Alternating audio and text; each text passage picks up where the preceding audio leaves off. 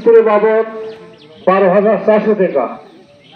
এই বিট বালু, ধান ভাড়া, ডালি বালতি আর সবনা লোহা লক্ষণ ইত্যাদি মিলে হয়তো 10,710 টাকা। তো এখন কাজ চলতেছে, আমি আপনাদের সবাইকে অনুরোধ করবো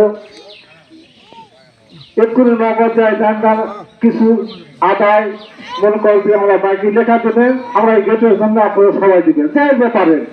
এখানে আমরা চাঁদা না কোনো ইয়ানা দেওয়া করা ধর্ম প্রতিষ্ঠান, আপনারা যেটা পান আমাদের ছেলে পেলে যাবে, আপনারা একটু লিখে দেবেন, সেটা এখন না নামাজ শেষে, নামাজ পরে। তো